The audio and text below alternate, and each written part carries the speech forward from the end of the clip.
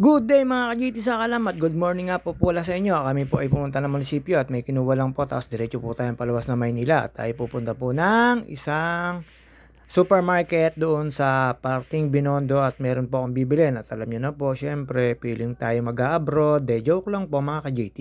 At dito po, naantay ko lang po ang ate ko at kami paluwas na. At syempre ang dinaanan po namin ay Skyway, SLEX at marami pa iba. Excuse me po. At syempre po, bagong gupit tayo mga ka-JT at dito po, hindi po natin malaman kung darating ba si ate o hindi. Pero inaantay ko lang po siya dyan. Nagpalit po ako ng sasakyan. At mga ka-JT, nung pagkarating ng ate ko, at gamit ko ay kotse ni Troy at ni Anton. At yan, ang dati namin gamitin natin Monet. Ayun, kakapraso na siya ni JT sa kalam. At ito po, syempre, pagkatapos po niyan, dumating na po si ate at dumiretso na po kami. Dito kami dumaan sa Merial.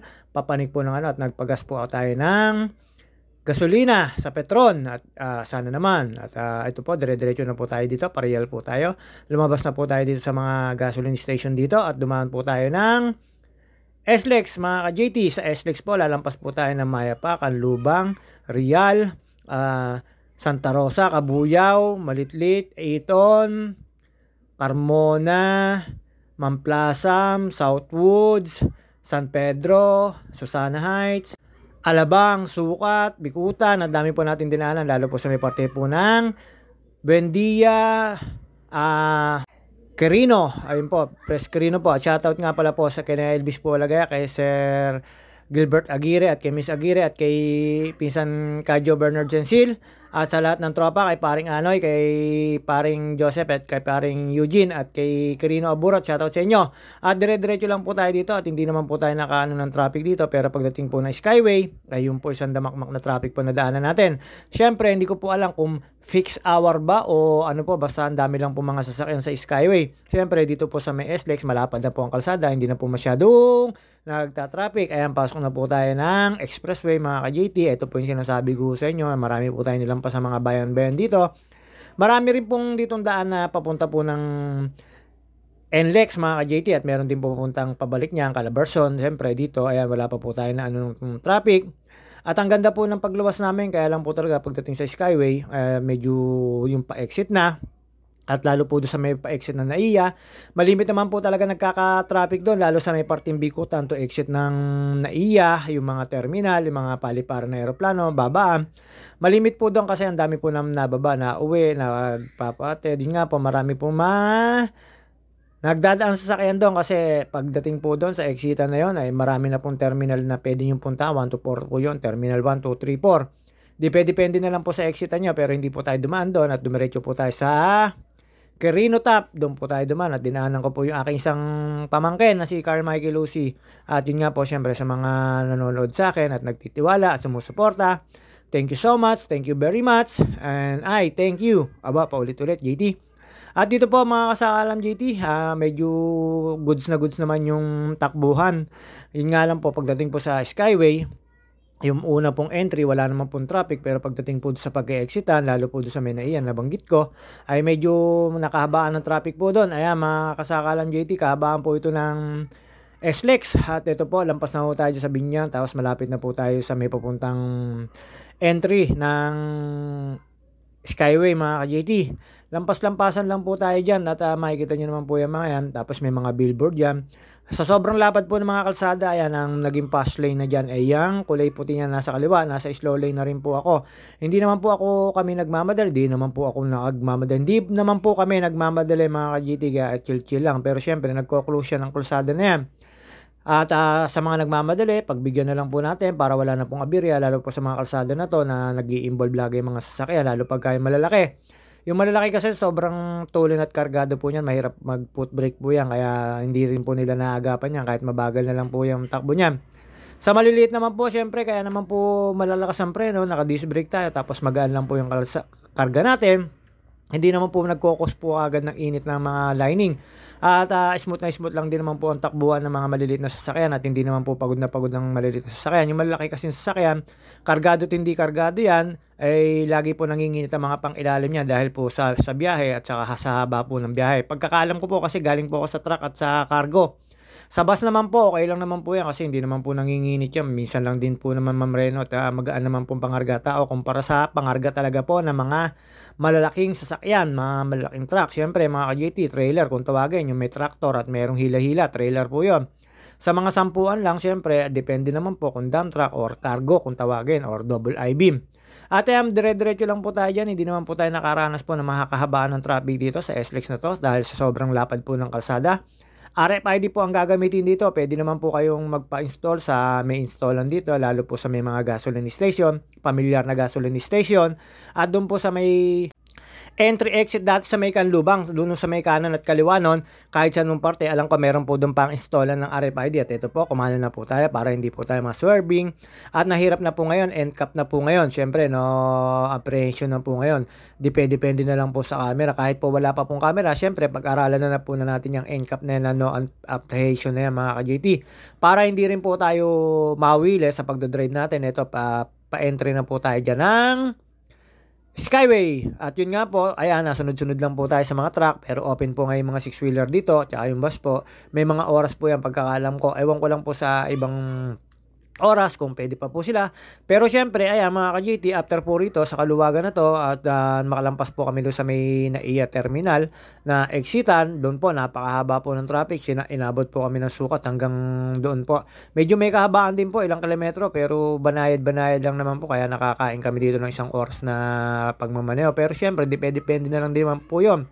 Inaabot lang po tayo ng karamihan ng sasakyan, pero kalimitan naman po dito sa Skyway, lalo pagka hindi fixed hour or rush hour, hindi naman po ganun kahaba ang traffic, tempo-tempo na lang po, tsaka sa exitan na lang po talaga nagkaka-trafikan. At dito naman po, ginagawa nila ng paraan talaga yan. Tapos mga ka-GT, syempre dito, bawal po yung open at yung wala pong tolda yung pangarga nyo, lalo sa pickup.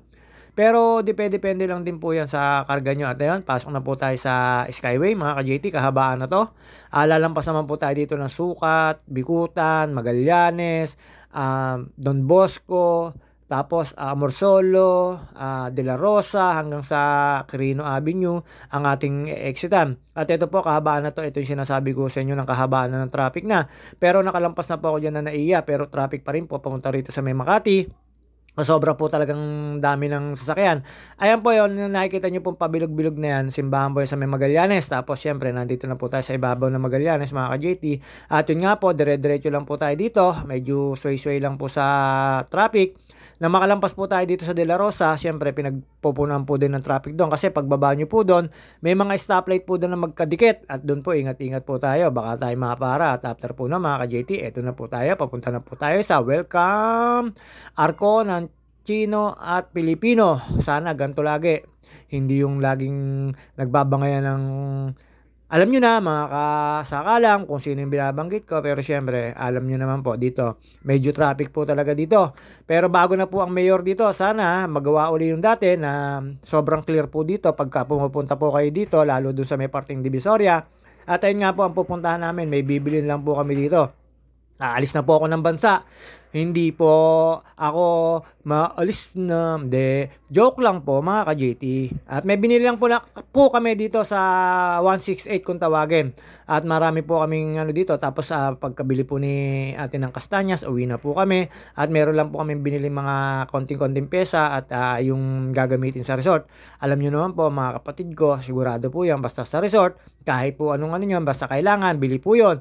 Kasi po, alam naman nila na kailangan sa resort. At after po na mga ka-JT, ito na po yung sinasabi ko sa inyo na may papuntang Ilaya at may papuntang Ikutan, papuntang 168. Ito po yung nagbabiral lagi na laging inaano ni Yorme Isko, mga ka-JT. Ayan, nakita nyo naman po, nakakain po kami dito na mahigit 1 oras at kalahati. Dahil pa po Skyway, pero kalimitan po dito ay mga ayan, kung saan na lang po talaga sila nagbababat sasakay. Pero dati po nung panahon po ni Isko ay malinis po rito, mayroon po silang babaan at sakayan, tsaka marami po ngayong nasa gitna po talaga na nagtitinda. Ewan ko kung maalis pa po ni Yorme yan sa susunod na pag-upo niya by June or July 1, mga JT. At yun nga po, syempre sunod lang po tayo sa traffic kahit po wala pang NCAP dito, kailangan po natin sumunod, mahirap na po at baka magkabiglaan ng ticket at lalo pa na itong coaching dala ay hindi akin. Siyempre, ang maano nito, yung plate number, ang makakaawa, yung pag-renew ng may-ari, mga ka-JT, ganun po ang NCAP. Kahit po hindi makarating sa inyo, basta padadalahan mo kayo ng sulat na meron kayong violation. Ingat-ingat po tayo sa mga kalsada na meron na, lalo C5 at EDSA. Dito wala pa naman po ini-implement. Hindi ko alam kung pa-implement pa. Pagka pa-implement na, ay sigurado po maraming tituno po ng ka-driver na kagaya ko. Ayan po, kanan lang po tayo dyan. Sa kaliwa niyan ay Ilaya na po. Yan po yung bilihan dati ng mga prutas, gulay-gulay, isda-isda. Tapos yung pagkanan nyo po, makikita nyo po dyan yung may green na yan.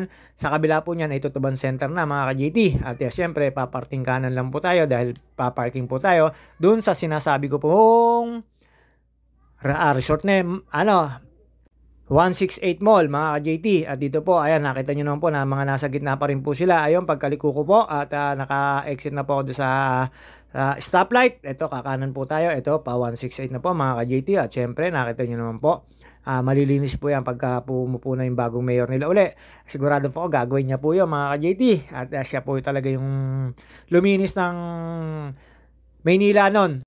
Papasok lang po ito. Meron po isang parkingan dito na nasa may parting kanan. Nalimutan ko po yung building na yan, pero dire-diretso lang po tayo. At ang dead end nito ay sa may sinasabi ko po sa inyo. Ayan, may arko pa ulit tayo dyan.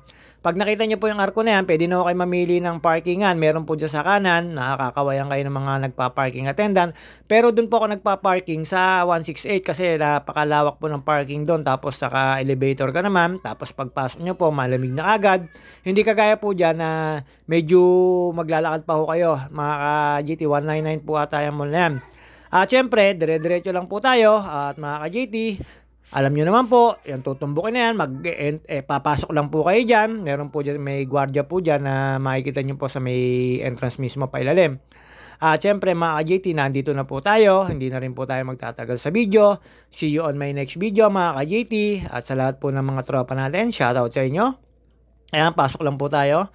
Check upin lang po tayo dyan ng guard. Tapos pagka nakita na po, pasok na lang po tayo. At dito, dadaan po tayo sa ilalim na yan. Napakarami pong tao dito, kaya mag-ingat po kayo. Tapos, diretso lang po kayo. Titigil po kayo dyan sa may booth. At doon, tatanungin kayo kung pa-parking o iikot. Babus, mga JT!